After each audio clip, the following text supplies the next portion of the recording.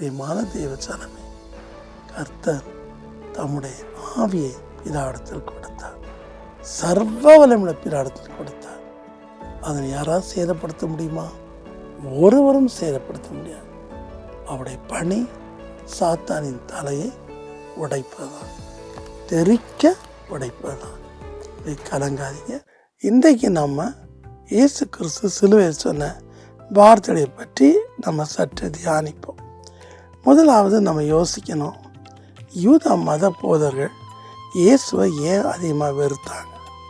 சரித்திரத்தைப்படி பார்த்தோம்னா, காயபானுடைய ரிலேஷனுடைய வீடு கூட ஏசப்பானுடைய வீட்டு பேரில் தான் இருந்ததாக ஒரு சரித்திரம் சொல்கிறது. ஆனால் யூதரை பொறுத்தவரை மேசியா தாவீதுடைய குடும்பத்தில் பிறந்தாலும் அவர் ஒரு அரச வம்சத்தில் தோன்றுவார், பிறக்க மாட்டார், தோன்றுவார் என்று நினைத்தார்கள். ஏசப்பானுடைய வளர்ப்பு தகப்பன் யோசேப்பு ஒரு கார்பெண்டர். அவருடைய பார்வையில், அதாவது எருசலேமுக்குள்ளே இருக்கிற அந்த ப்ரீஸ்ட் பார்வையில், கார்பெண்டர் என்கிறது ஒரு கீழ்த்தனமான ஒரு வம்சம். அதாவது சொல்லப்போனால் நம்ம ஊரில் மேல் ஜாதி கீழ் ஜாதின்னு சொல்கிற மாதிரி அது ரொம்ப லோவஸ்ட் இது. அதே நேரத்தில் யூதர்களும் அடுத்த ஒரு மதத்தினரும் அந்த காலத்தில் பெண்களை மதிக்கவே மாட்டாங்க. பெண்கள் என்ன சொன்னாலும் அதை நம்பவும் மாட்டாங்க. நம்பர் 1. ஸோ பிறப்பின் படி அவர் பரிசுத்தாயில் பிறந்தாலும் அவருடைய குடும்பத்தின் வரலாறு படி அது எண்ணமற்று போன ஒரு குடும்பம். ஆகையினால் தான் ஏசாயா 83:1 தீர்க்கதரிசி சொன்னால், எங்கள் மூலமாய் கேள்விப்பட்டதை விசுவாசித்தவன் யார்? அற்பமான ஒரு குடும்பம் இல்லையா?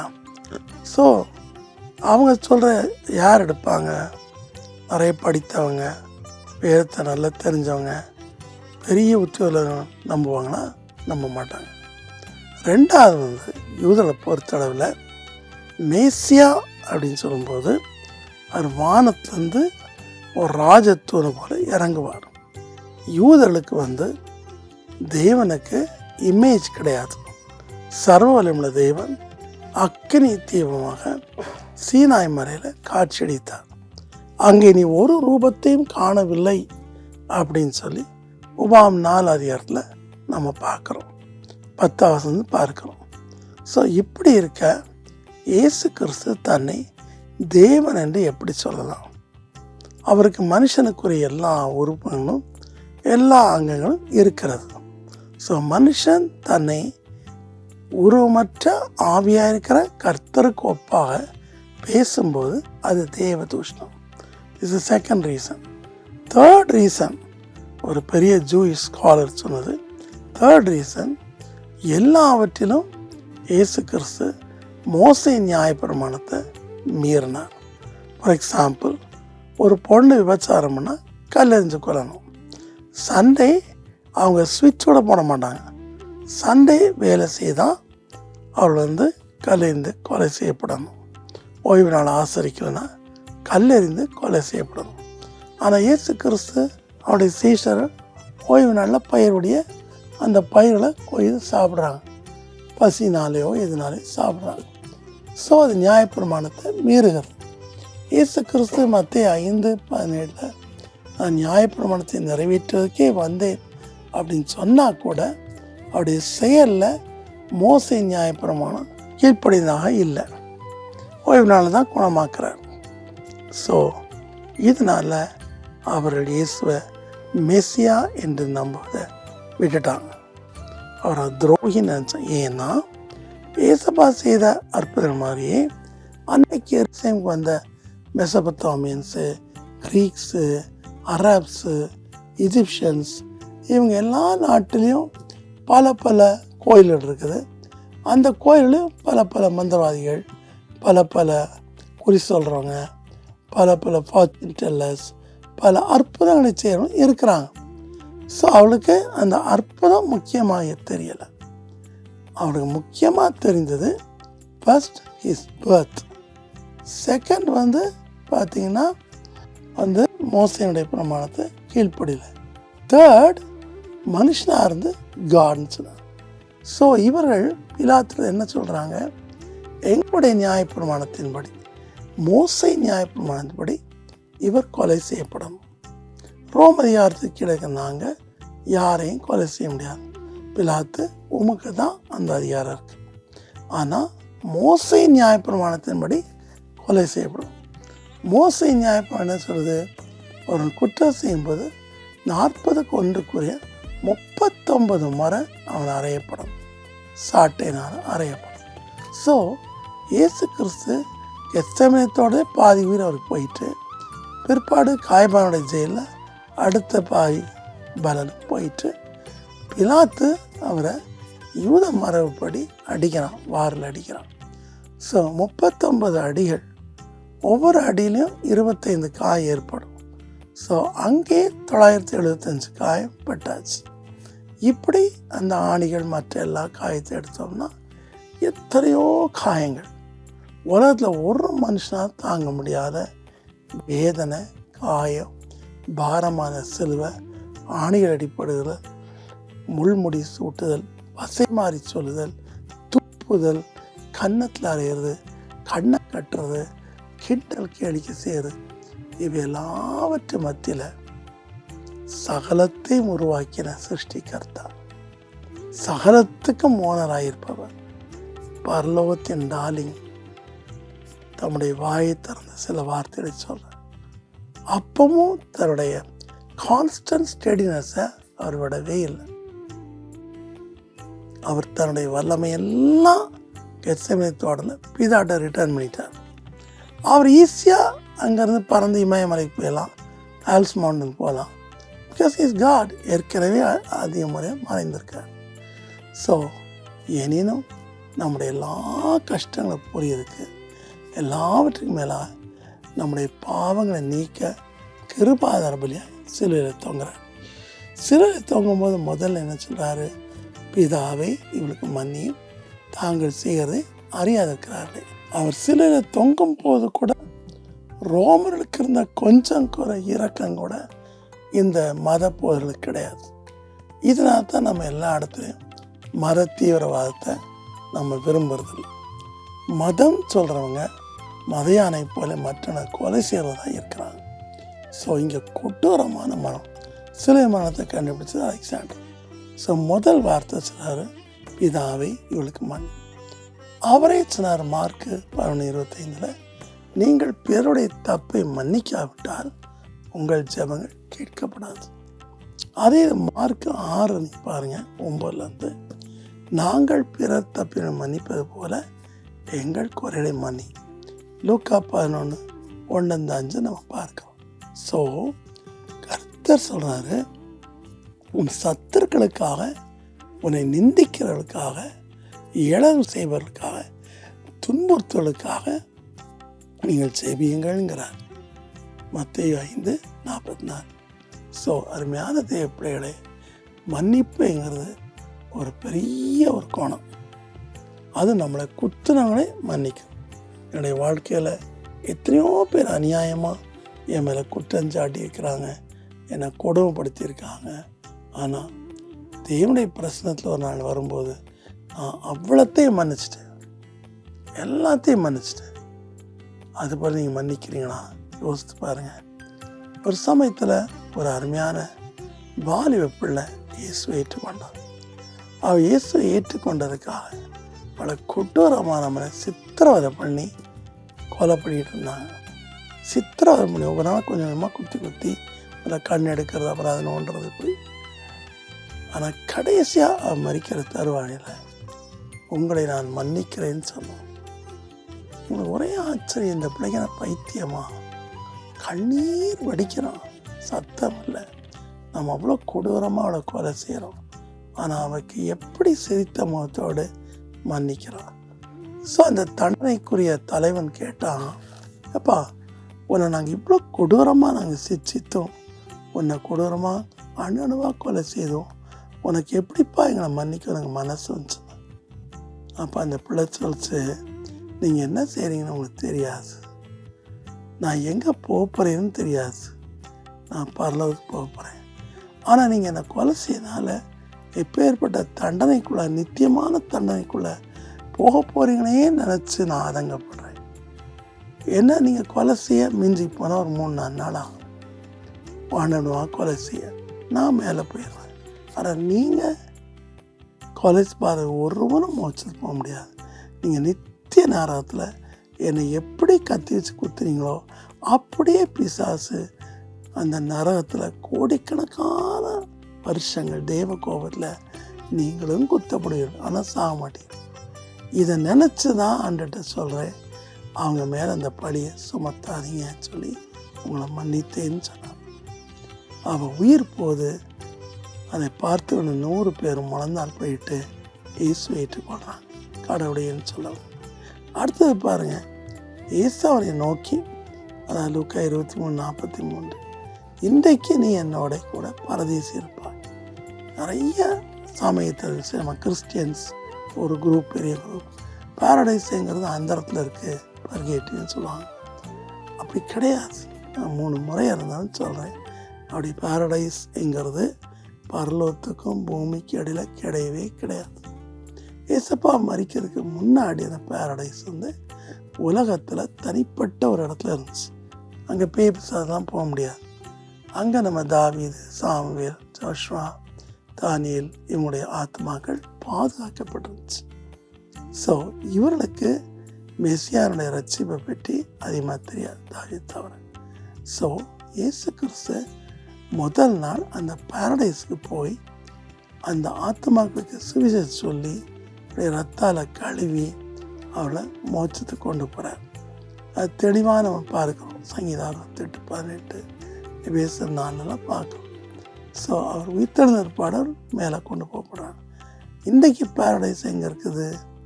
அது எவனுடைய கார்டனுக்குள்ளே இருக்குது. வெளிப்படுத்தல் 2ஆம் அதிகாரத்தை படித்து பாருங்கள். அதில் அருமையாக எழுதப்பட்டிருக்கு, பாரடைஸில் ஜீவ விருட்சத்தை உனக்கு தருவேன் அப்படின்னு எழுதி. ஸோ அருமையான தெய்வ மக்களை, இந்த 2 திருடன்களும், ஒருத்தன் மார்க்கஸ், அடுத்தவன் டைட்டஸ். ஏசப்பா 2 வயசில் எகிப்துக்கு போகும்போது தான் இந்த கொள்ளை கூட்டம் அவரை கொள்ளையடிக்கணும்னு நினச்சி, பிற்பாடு அவரை சுற்றி லைட்டை பார்த்த உடனே அதில் இந்த டைட்டஸ் தான் அதை தொடரப்பான்னு தன் தலைவன்ட்ட சொல்கிறான். அப்போ ஏசப்பா சொன்னா, நானும் நீயும் ஒரே மரத்தை தொங்கும் அப்படிங்கிறார். அதே மாதிரி நடக்குது. ஸோ இவனுக்கு தெரியும் இயேசு ஒரு நீதிமான், அவர் எந்த குற்றமும் இதுக்கு செய்யலைன்னு தெரியும். ஸோ ஆகையினால்தான் அவரை தூஷித்து அடுத்த கல்லன்ட்ட நீ செய்கிற தவறுக்கு தண்டனை வைக்கிறேன். ஆனால் இவரோ ஒரு தப்பும் செய்யலை. ஒரு தப்பும் செய்யாமல் இந்த மத வெறியினுடைய மத வெறினால் அவர் கொலை செய்யப்படுகிறார் அப்படின்னு சொல்கிறார். ஸோ பாருங்கள், ஏசப்பா அவனுடைய விசுவாசத்தை பார்த்துட்டு அவனுக்கு மன்னிப்பு கொடுக்குறார். கடைசி நிமிஷம் கூட மன்னிப்பு கொடுக்குறார். பாரடைஸ்க்கு பார்ப்பாங்க, பாராளத்துக்கு சொல்ல பாரடைஸ்க்கு பார்க்க. அங்கே அவருடைய சுவிசேஷம் அவனுக்கு தெரியும், இருந்தாலும் ஆழமாக அவனுடைய பாவம் மன்னிக்கப்பட சான்ஸ் கொடுக்குறார். ஸோ நிச்சயமாக இந்த திருடனும் ஏசப்பா கூட மோட்சத்தில் இருப்பான். ஸோ அருமையான தேவப்பிள்ளைகளை, நாவினால் கிறிஸ்தியேசுவை அறிக்கை பண்ணும். ரோமர் 10:10 படி அவர் தான் தேவனுடைய குமாரன், எனக்காக மரித்தார், எனக்காக உயிர்த்தார். நாவினால் அறிக்கையிட்டு இருதயத்தை ஏற்றுக்கொள்ளும் போது நாமும் தேவனோடு கூட இருப்போம். 3வது பாருங்கள், ஏசப்பா தம்முடைய தாயை சீஷனை பார்க்கிறார். கடைசி நிமிஷம் தான் உயிர் போனால் கூட தன் தாயை பற்றி அக்கறையுள்ளவராக இருக்கிறார். இதன் அழகா சொல்லுது உபாகம் 5:16, நீ நன்றாக இருப்பதற்கும் ஒரு நாட்கள் நீடிப்பதற்கும் உன் தேவனாய கர்த்தர் உன் கட்டளிட்டபடியே உன் தாயின் தாப்பனை கனம் பண்ணுவாயாக. எவ்வளோ தெளிவாக அன்று சொல்கிறார் இல்லையா? ஸோ தாயின் தாப்பனும் வயதாகும்போது அவளை கைவிடாது இருப்பாயன்னு சொல்லி நீதிமொழி சொல்லும். ஸோ இங்கே இயேசுப்பா கொடுமையான தன்னை அனுசா கூட தன் தாயை ஒரு பொறுப்பான ஒரு இடத்துல கொடுக்குறார். பீட்டர்கிட்ட கொடுக்கல, யோவான்கிட்ட கொடுக்குறார். தமக்கு அன்பாக இருந்த சீஷன்கிட்ட கொடுக்குறார். அந்த சீஷன் அந்த பொறுப்பை ஏற்றுக்கொள்கிறார். அந்த சீஷன்கிட்ட அதோ உன் தாய் அப்படின்னு சொல்கிறார். இங்கே அவர் தாயை தாயின்னு சொல்ல ஸ்திரீங்கிறார். ஏன்னா இவர் தேவா ஆட்டுக்குட்டியாக கிருபாரவிலே மறிக்கிறார். ஸோ அந்த இடத்துல ஏசப்பா தன்னுடைய தாயை பார்த்து, எப்பா இனி ஒன்று யோவான் கவனிச்சுடுவா அப்படிங்கிறார். நம்ம எத்தனை பேர் வயசுக்கார நம்முடைய தாய் தவனை கவனிக்கிறோம்? எவ்வளோ அவமதிக்கிறோம் இல்லையா? அநேக மருமக்கள் மருமகன்மார்கள் மாமியார் மாமனார் கவனிக்கிறதே கிடையாது. சொந்த தாய் தவனோட மதிக்கிறது கிடையாது. முதல்ல இந்த பாடத்தை கற்றுக்கொள்ளுங்க. தன்னுடைய உயிர் போகும்போது கூட தன்னுடைய தாயை பற்றி அக்கறையாக இருக்கார். அதுதான் டாப் மோஸ்ட் விக்டரின்னு நான் சொல்லுவேன். டாப் மோஸ்ட் லவ், அன்பு. தாயை அப்படியே விட்டு போயிடல, அவனை பார்த்துக்கப்பாங்கிறார். சர்ச் ஹிஸ்டரி படி மரியாள் எபேசு சபையில் பாதுகாக்கப்பட்டார். யோவானுடைய பாதுகாப்பில் இருந்ததாக நம்ம பார்க்கிறோம். கடைசி வரைக்கும் மரியாள் பத்திரமாக இருந்து ஊழியர் செய்து அநேக அர்ப்பணம் செய்து சர்ச் ஆஃப் எபேசுடைய திருச்சபையில் அவள் இறந்து அடக்கம் பண்ணப்பட்டான். உண்மையான ஹிஸ்ட்ரி சொல்.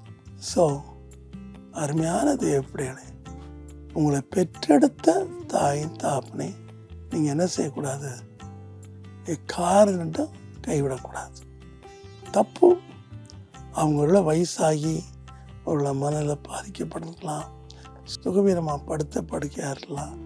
அவங்க எப்படி இருந்தாலும் மனைவியும் புருஷனும் அவங்க அப்பா அம்மா நன்றாக ஈக்குவலாக கவனிக்க பொறுப்பெடுக்கணும். அவங்க வர்ற பிள்ளைகளிடத்துலையும் பாட்டி தாத்தாவை கவனிச்சுக்கோ அப்படின்னு சொல்லணும். அதுதான் ஏசப்பா நமக்கு காண்பித்து கொடுத்த மாதிரி. இன்றைக்கு நான் நல்லா இருக்கேன்னா என்னுடைய மாமனாரையும் மாமியாரையும் நான் கைவிடாமல் பார்த்தேன். எனக்கு அப்பா அம்மா கிடையாது. ஆனால் என்னுடைய மாமனார் மாமியாருக்கு வாரந்தோறும் போய் நானும் அம்மாவும் போய் சமைச்சு கொடுத்து வாரத்துக்கு வேண்டிய எல்லா பொருளும் வாங்கி கொடுத்து கையில் ஒரு பணமும் கொடுத்து வச்சிருக்கோம். அவர் சாகும்போது அந்த கொஞ்சம் பணத்தை ஒரு சுங்கடி பையில் வச்சு என்கிட்ட கொடுத்தார். வாழ்த்தினார் அவர் கேன்சர் இறக்கும்போது. ஸோ அது ரொம்ப முக்கியம் பிரியமானே. இந்த நவநாகரிக காலத்தில் எங்களாம் டைம் கிடையாது, மதர்ஸ் டே ஃபாதர்ஸ் டே அதனால் மட்டும் போய் காமிச்சிட்டு ஏமாற்றக்கூடாது. அடுத்த 4 வசனம் பாருங்கள். ஏலி ஏலி லாமா சபக்தானி, மத்தேயு 27:46. என் தேவனே ஏன் என்னை கைவிட்டேன். சங்கீதம் 22:1. இங்கே தான் கிளைமேக்ஸ். இந்த இடத்துல இயேசுப்பா நம்முடைய பாவங்களை சுமக்கிறார். ஆதாம்லேருந்து கடைசி பிறக்க போகிற பிள்ளை வரைக்கும் சுமக்கிறார். அப்போ பாவம் சுமை அவர் மேலே இருக்கும்போது பிதா எப்படி பார்க்க முடியும்? அவர் தீமை பார்க்க மாட்டாத சுத்த கண்ணன். நம்முடைய எல்லா பாவ மூட்டையும் அவர் மேலே விழுந்துச்சு. பாவம் அறியாத அவரை பாவமாக்கிறார். 2 கொரிந்தியர் 5 கடைசி. ஸோ அருமையான தேவப்பிள்ளைகளே, நம்முடைய பாவங்களை சுமக்க ஒரு தேவகுமாரன் நமக்கு ஆசையில் மறித்தார். அவரை தவிர வேறு யாரும் அந்த பொறுப்பை எடுக்கலை.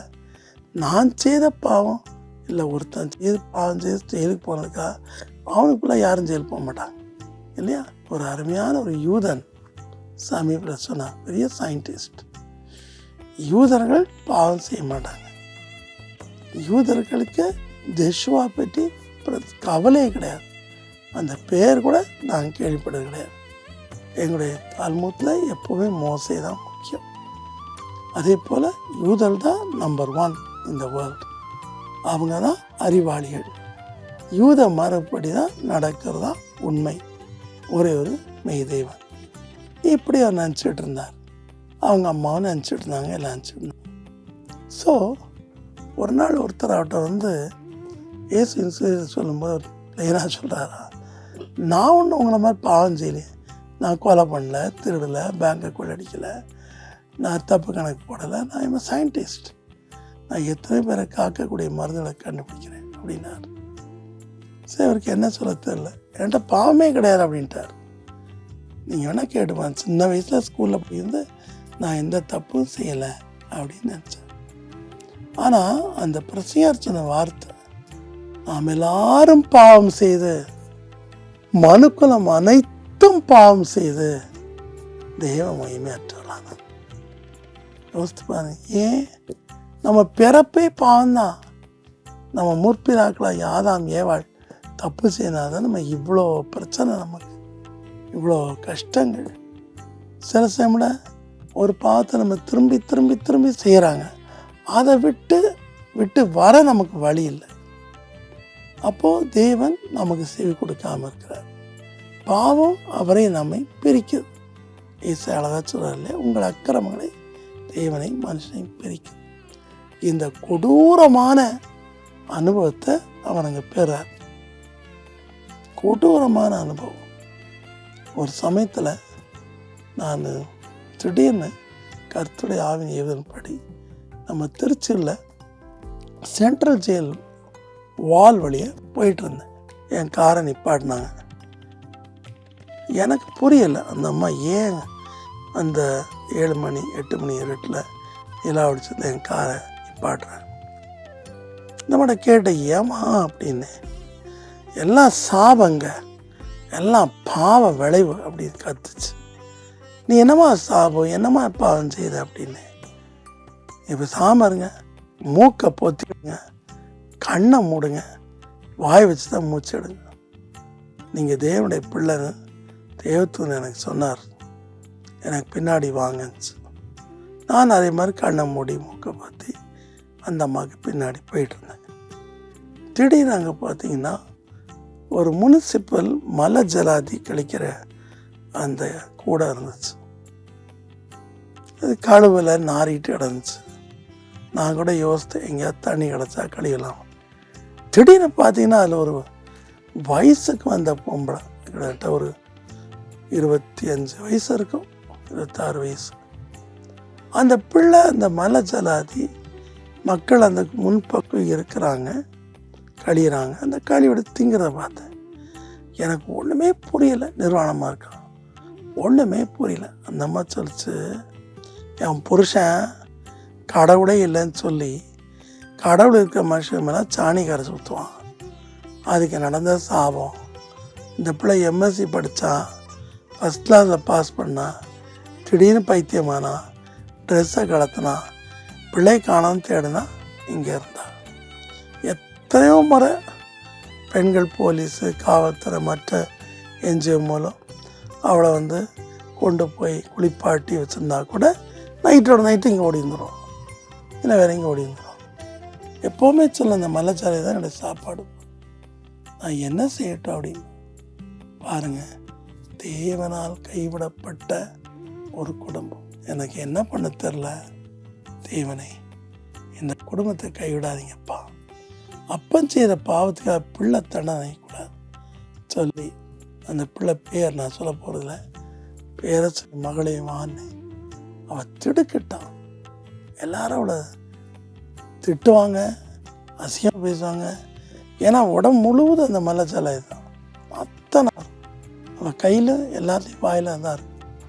கூப்பிட்டு, எம்பளை ஏசப்பா ஏற்கனவே இந்த தண்டனை அனுபவிச்சிட்டார், நீ அனுபவிக்கிற தண்டனை அவர் அனுபவிச்சிட்டார், நீ அனுபவிக்க தேவை. உங்கள் அப்பா சாணியை கரைச்சி கர்த்தருடைய ஊழியக்காரமை எரிஞ்சதுனால வந்த பொல்லாத ஆவி, உன் மேலே தப்பு இல்லைம்மா, வாமா அப்படின்னு. உடனே என்ன நினைச்சாலும் தெரில, அங்கிள் தண்ணி இருக்குமான்னு கேட்டான். எங்கேயாவது தண்ணி இருக்குமா? கொஞ்சம் தூரத்தில் ஒரு பைப்பில் தண்ணி வந்துட்டு இருந்துச்சு. அந்த தண்ணி எடுத்து கொடுத்தோம் பக்கெட்டில். தண்ணி குளிப்பாட்டிக்கிட்டான். அம்மாட்ட சொன்னேன், அம்மா ஏதாவது துண்டுகிட்டு இருந்தால் அவருடைய மானத்தை மறைங்கம்மா. மறைச்சாங்க, வீட்டுக்கு கொண்டு வந்தாங்க. அப்போது புருஷன் வரான். கடவுள் இல்லைன்னு சொல்ல நம்பர் 1 அவர் தீவிரவாதி. அவர் வராரு. அப்படி ஷாக் ஆகிட்டார். இத்தனை வருஷம், நான் முதல்ல 25 சொன்னேன், ஆக்சுவலாக 30 வயசு இருக்கும். இத்தனை வருஷம் இந்த பிள்ளை மீட்கவே முடியல, நீங்கள் எப்படி இவளை சரி பண்ணீங்க? இது என் மேலே விழுந்த சாபம், நான் கடவுளை இப்படி துன்புறுத்தினேன், சாபம், தண்டனை, நான் எவ்வளோ மன்னிப்பு கேட்டேன், அவர் மன்னிக்கவே மாட்டேன்ட்டார், தேவனுக்கு செவியே கொடுக்கலை அப்படின்னு அழுதார். அப்போ நான் சொன்னேன், பிரதர், தேவன் உங்களுக்கு செவி கொடுக்கலன்னு சொன்னீங்களா, அந்த கட்டத்தை இயேசுப்பா சிலுவையில் தம்மையில் ஏற்றுக்கொண்டார். ஆகவே நீங்கள் விடுதலையாறீங்க. ஆகவே தான் அவர் என்னை அனுப்பினார். ஆகவே தான் உங்கள் மனைவி என் காரை ஸ்டாப் பண்ண, நான் யாரும் எனக்கு தெரியாது, ஸ்டாப் பண்ணாங்க. கர்த்தருடைய தூதன் இந்த காரை ஸ்டாப் பண்ண சொல்லி ஸ்டாப் பண்ணாங்க. ஏன்னா உங்கள் மனைவி நீங்களும் ஒரு கால கிறிஸ்டியன்ஸ், அதுக்கப்புறம் ஒரு பெருங்கூட்டம் வேறு எதுக்கு போகணும், நீங்களும் போயிட்டீங்க. நீங்கள் போனதை விட தூஷிக்க ஆரம்பிச்சிங்க. ஆனால் உங்கள் மனைவி சீக்கிரட்டாக ஜெபம் பண்ணிட்டு இருந்துச்சு. ஸோ இயேசு கிறிஸ்து உங்கள் பிள்ளை விடுதலையாக்கிட்டார். விடுதலையாக்கினார், தானே போச்சு, நல்ல ட்ரெஸ் போட்டுச்சு, எல்லாம் வாஷ் அவுட் பண்ணிச்சு. நான் ஒரு நர்ஸை கூப்பிட்டு எனிமா பண்ண சொன்னேன், எனிமா பண்ணாங்க, லெக்சராக மாறிச்சு. காரி சொல்லி ஸோ இன்றைக்கி கர்த்தர் நான் கைவிட்டுட்டார், என் கேன்சர் ஹீலால், அப்படியால இப்படியாலும் சொல்லக்கூடாது. சரியா? நம்முடைய நிலைமை அவர் அனுபவிச்சிட்டார். 5ஆம் வசனம் பாருங்கள், வேத வாக்கியம் நிறைவேறத்துக்கிறார், தாகமாக இருக்கிறேன். ஆமாம், ஏசப்பா மனுஷனாக இருக்கார். தேவனுடைய பவர்லாம் போயிட்டு, தேவன் அவர் மேலே வைத்த பவர் எங்கே தெரிஞ்சு? மத்தேயு 17:1-5 பார்க்கிறோம். சூரிய பிரகாசம் பிரகாசமான தேவனாக காட்சியளிக்கிறார். ஆனால் இங்கே அப்படி காட்சியளித்தா ரோமன் எல்லாரும் அவுட் ஆயிடுவாங்க, பரிசேயர்கள்லாம் அவுட் ஆயிடுவாங்க. நீங்கள் சாதாரண மனுஷனாக இருக்கும்போது அத்தனை ரத்தம் கீழே விடும்போது தாகமாக இல்லாமல் இருக்க முடியும்? சொல்லுங்கள். பாவம்ல யோவான் 4:6-8 பாருங்கள். இளைப்படைந்தவராய் கிணற்றின் அருகில் உட்கார்ந்தார், மா தாது தாமா அப்படிங்கிறார். ஸோ இது நேச்சுரல் தஸ்டினஸ். நம்ம விட்டு பிளட் அதிகமாக போனால் கண்டிப்பாக நமக்கு தாடு டீஹைட்ரேஷன் ஏற்படும், பிளட் கொடுக்கணும். நம்மளை விட்டு பர்ஜிங், அடிக்கடி வயிறு அப்செட் ஆகி நம்ம வெளியே போயிட்டு இருந்தோம்னா டீஹைட்ரேஷன் ஆகும். உடனே நமக்கு என்ன கொடுக்குறாங்க? குளுக்கோஸ் கொடுக்குறாங்க, தண்ணி கொடுக்குறாங்க. நான் இது மாதிரி நிறைய கஷ்டப்பட்டுருக்கேன். ஸோ இது நேச்சுரலாக ப்ளீடிங்கால் வந்த தாகம். அடுத்தது ஆவிக்குரிய பிராரமாக ஏசப்பா எவ்வளோ வாஞ்சியாக இருக்கேன்னார். எதற்காக? நாம் அபிஷேகம் பெறணும். ஏசாயா 44:3 தாகமிழன் மேல் தண்ணீரை ஊற்றுகிறார். இந்த உலகம் தம்முடைய சீஷர்கள் அவருடைய அபிஷேகத்தை பெறணும்னு சொல்லி அவர் தாகமாக இருந்தார். அவர் வழியானா பரிசுத்தாக நமக்கு கிடைப்பார், அவர் வழி இல்லாமல் பரிசாக கிடைக்க மாட்டார். டங்ஸ் பேசலாம், யாராலும் பேசலாம், பல கிறிஸ்தவர் எல்லாரும் பேசுவாங்க. ஆனால் இயேசுவின் சிலுவையின் வழியாகத்தான் தேவனுடைய ஆவியின் அபிஷேகம் ஊற்றப்பட்டது. அப்புறம் பாருங்கள் 6ஆம் வசனம் யோவான் 10:30 முடிந்ததுங்கிறார். I done it. சங்கீதம் 22 கடைசி ஆணித்தரமாக சொல்றார், தேவனே உம்முடைய சித்தத்தை நான் நிறைவேற்றிட்டேன் அப்படின்னு சொல்கிறார். பவுலும் 2 தீமோத்தேயு கடைசி அதிகாரம் 7 நல்ல போராட்டத்தை போராடினேன், ஓட்டத்தை முடித்தேன். பேதும் 2 பேரில் இந்த உலகத்தை விட்டு பெரிய கூடை விட்டு பெரிய காலம் வந்துச்சு. ஸோ நீங்களும் அருமையான தேவ பிள்ளைகளை இந்த தவசு நாட்களில் நான் நல்ல போராட்டம் போராடினேன்ப்பா, அவர் சொன்னதை நான் முடிச்சிட்டேன், அவர் சொன்னதை நான் செய்துட்டேன், அவர் சித்தத்தை நான் நிறைவேற்றி முடிச்சிட்டேன் அப்படின்னு உங்களால் சொல்ல முடியுமா? யோசித்து பாருங்கள், நல்லா யோசித்து பாருங்கள். நாம் அவர் சொன்னதை செய்து முடிக்கணும் இல்லையா? என்கிட்ட அவர் என்ன சொன்னாரோ அதை நான் செய்துடுறேன். சுவிசேஷ ஊழியம் செய்யினார், சுவிசேஷ ஊழியம் செய்கிறேன். ஏன்னா பாஸ்டர்னு சொல்ல சுவிசேஷ ஊழியம் செய்யினார், சாதுரி ஞானம் பிரசங்கம் பண்ணினார், நான் வர்றேன் மிரக்கல் பண்ணுறேன்னார். அப்புறம் என்ன சொன்னார்? ஏழைகளை போஷின்னு சொன்னார். அதை தான் செய்கிறோம். நம்ம ஏழைகளுக்காக பல லட்சங்களை செலவழிக்கிறோம்.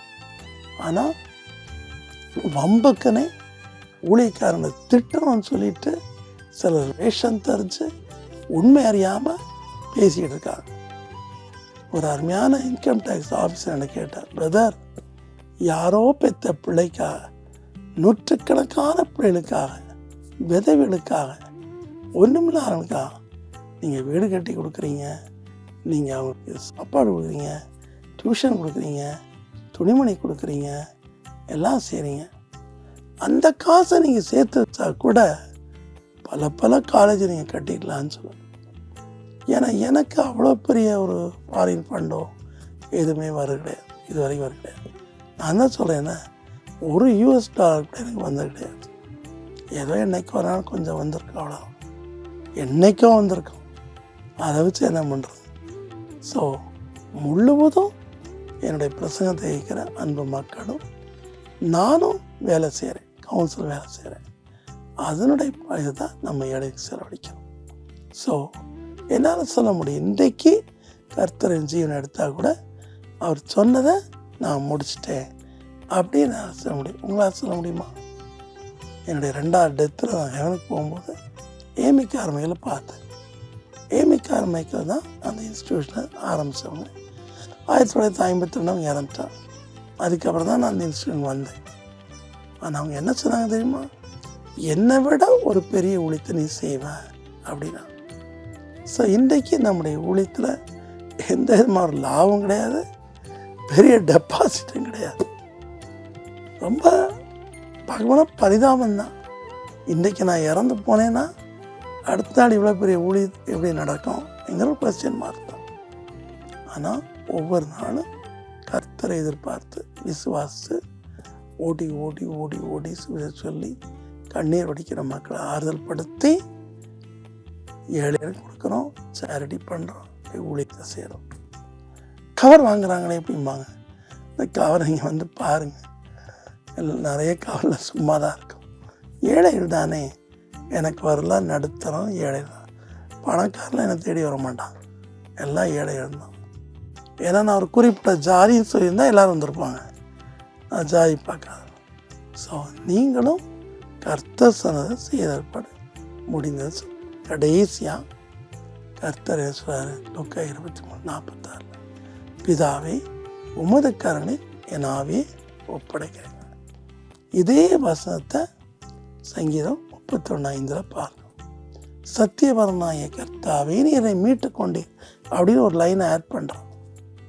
ஸோ பிசாசு கையில் தம்முடைய ஆத்மாவை கொடுக்க ஆண்டவர் ஒருபோது வர மாட்டார். அவர் சரீரத்தில் சாராரு, ஆனால் ஆவியில் எங்கே போகிறாரு? 1 பேர் 3:19 காவலில் உள்ள ஆவிகளுக்கு போய் பிரசங்கம் பண்ண. காவலில் ஆவியில் என்ன? ஆதாம்லேருந்து அவர் சார வைக்குள்ள அத்தனை குழந்தைகள் பேரடைஸில் இல்லாதவங்க, பாராடத்தில் இருக்கிறவங்க, அவங்களுக்கு பிரசங்கம் பண்ணுறார். அந்த பிரசங்கத்தை ஏற்றுக்கொண்டவங்க மன்னிப்படைகிறாங்க, ஈசுன்றதால் கழுவுப்படுறாங்க. 3வது நாள் என்ன பண்ணுறாரு? சாத்தா மண்டை உடைக்கிறார், சத்துருவாய் சாத்தான் மண்டை உடைக்கிறார். உம்முடைய பரிசுத்தவானின் அழிவை காண விட்டீர். சங்கீதம் 16:10, சங்கீதம் 49:15. தாவீது சொல்கிறான், பாதாளத்தில் படுக்கை போட்டாலும் அங்கேயும் என் இயேசு சென்று விட்டார், அதை ஜெயித்து விட்டார், அவர் என்னோடு இருக்கிறார். சங்கீதம் 23:4. ஸோ பிரியமான தேவ ஜனமே, கர்த்தர் தம்முடைய ஆவியை பிதாவிடத்தில் கொடுத்தார், சர்வ வல்லமையுள்ள பிதாவிடத்தில் கொடுத்தார். அதனை யாராவது சேதப்படுத்த முடியுமா? ஒருவரும் சேதப்படுத்த முடியாது. அவருடைய பணி ஆதியாகமம் 3:15 சாத்தானின் தலையை உடைப்பதுதான், தெரிக்க உடைப்பதுதான். கலங்காதீங்க. சிலுவையின் உபதேசத்தை பற்றி சொல்லிட்டேன். கர்த்தர் தம்முடைய 7 வார்த்தைகளை 7 பூக்களாய் சிறு நிறைவேற்றார். செய்ப்போமா? அன்பின் கர்த்தாவே, இன்றைக்கு கூட மும்மணி ஆராதனை மற்றும் ஏற்பாடுபட்ட காரியம் எல்லாவற்றையும் நினைக்கிற உம்முடைய தாசர்களை கண்ணோக்கி பார்.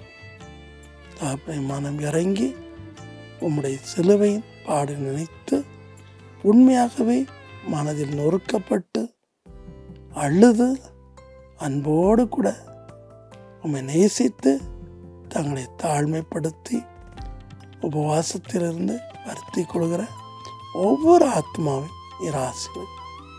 ஒருவேளை அவர் தங்கள் இடைவிடாத பாவம் நிமித்தம் அழுது கொண்டிருக்கிறார். ஒருவேளை அவர்கள் தங்களுடைய கஷ்ட நிமித்தம் தேவன் இல்லை என்று சொல்லியிருக்கலாம். ஒருவேளை தங்களை எல்லாரும் கைவிட்டு விட்டார் என்று கதறியிருக்கலாம். மரியாள் சிறு நரையில் நின்ற போது இயேசுப்பா அவளை கைவிடவில்லை. கடைசி வரைக்கும் அவளை பொறுப்பாய் வைக்கும்படி தம்முடைய அன்பு சீடன் யோவான் கட்டளையிட்டார். அதுபோல கர்த்தாவே, நீர் எங்களை பார்த்து கொள்வீர், கடைசி வரைக்கும் பார்த்து கொள்வீர். நீர் கண்டிப்பாய் உம்முடைய பிரசனத்தை வெளிப்படுத்து. எங்களுக்கும் மற்றவர்களை மன்னிக்கக்கூடிய சுபாவத்தை தான்.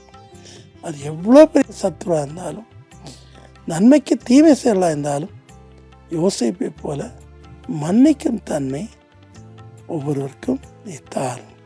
அதே போல அபிஷேகத்திற்காக தாகமாக இருக்கிற ஒவ்வொருவர் மீதும் உம்முடைய அபிஷேகத்தை நிறைவாய் ஊற்று. நீர் அன்றைக்கு தாகமாயிருந்தீர், உமக்கு தண்ணீர் கொடுக்க ஆடே இல்லை. உங்களோட 5 லிட்டர் ரத்தமும் அவ்வளோ வெளியே வந்துச்சு. எவ்வளோ பாட்டில் ரத்தம் கொடுத்துருக்கணும் நம்மை காப்பாற்ற. ஒரு ரத்தமும் கொடுக்கப்படவில்லை. மிகவும் பரிதாபமாக இறந்தேன். அதுபோல் இன்றைக்கு வியாதியின் கொடுமையான ரீனல் ஃபெயிலியரில் நம்ம பஞ்சில் நினச்சி தான் துணி கொடுப்போம். அப்படிப்பட்ட மக்களை குணமாக்கும். அது சின்ன பையனோ பெரிய பையனோ பெரிய ஆளோ, அப்படிப்பட்ட நிலையில் ஆஸ்திரிக்கிற மக்களுக்கு நீர் தாகத்துக்கு தண்ணீரை கொடுத்தால் அவருடைய ரீனல் ஃபெயிலியரை குணமாக்கும். தீராத வியாதியை குணமாக்கும். இன்றே குணமாக்கும். அவருடைய கண்ணீரை தொடை. அதே போல உம்மை போல நாங்களும் நீ கொடுத்த சேவையை செய்து நான் நல்ல போராட்டத்தை போராடினேன், கர்த்தர் எனக்கு சொன்னதை செய்து முடித்தேன் என்று சொல்லத்தக்கதாக எங்களை பக்குவப்படுத்தும். நான் முடிக்க வேண்டிய பணியை முடிக்கும் வரைக்கும் நீர் எங்களோடு கூட இருந்தார். உம்முடைய சித்தத்தின்படியே அதை முடிக்க அனுக்கிரம் செய். கர்த்தாவே, நான் கண்டிப்பாக எங்களுடைய வாழ்க்கையை முடியும் போது பாராளத்திற்கு போகவே மாட்டோம். ஒவ்வொரு இரவும் பிதாவை உமது கரங்களில் என் ஆவியை ஒப்புவிக்கிறேன் என்று சொல்லி நான் என்னுடைய ஸ்தாபனத்தில் கற்ற ஜெபத்தை இப்படி எல்லாரும் சொல்லும்படிக்கு செய். அப்பொழுது கெட்ட சுபம் வராது, சாத்தான் வரமாட்டான், பாராளத்தின் செயல் வரமாட்டான். சத்தியபரமாய் கர்த்தர் எங்களோடு கூட இருந்து மீட்டுக் கொள்கிறார். ஆம் கர்த்தாவே, நீர் பாராளத்தின் செயலை முறியடித்ததற்காக நன்றி. இன்றைக்கு பாரடைஸில் யாரும் இல்லை. பாரடைஸ் பரலோகத்தில் இருக்கிறார். கர்த்தருக்காக இரத்த சாட்சியை மரித்தவர்கள் அங்கே இருக்கிறார். எனவே சும்மா பாரடைஸ் அங்கே இருக்கு, எங்கள் அப்பா செய்த அக்கிரமத்துக்கு நாங்கள் அதை பண்ணுறேன் இதை பண்ணுறேன் காணிக்கை கொடுக்குறேன் என்கிற முட்டாள்தனமான நம்பிக்கையை அப்புறப்படுத்தும். ஒரு தரம் மறிப்பதும் பின்பு நியாய தீர்ப்படையும் மனுஷனுக்கு நியமிக்கப்பட்டிருக்கிறது என்பதை புரிந்து கொள்ளச்சு. பெரியவராகிய நீர் பெரிய காரணச்சு. உம்முடைய சிலுவையின் தியானம் அவர்களுக்குள் பல அர்ப்பணங்களை செய்யட்டும். உம்முடைய தழும்பலால் குணமாகட்டும். உம்முடைய உதரத்தை பார்த்து மனம் திரும்பட்டும். மகிமையின் தேவன் பெரிய காரணம் செய்து அவருடைய கண்ணீரை தொடை. இயேசு கிறிஸ்துவின் இணையற்ற நாமத்தில் தாழ்மையோடு வேண்டிக் கொள்கிறோம் பிதாவே. ஆமேன்.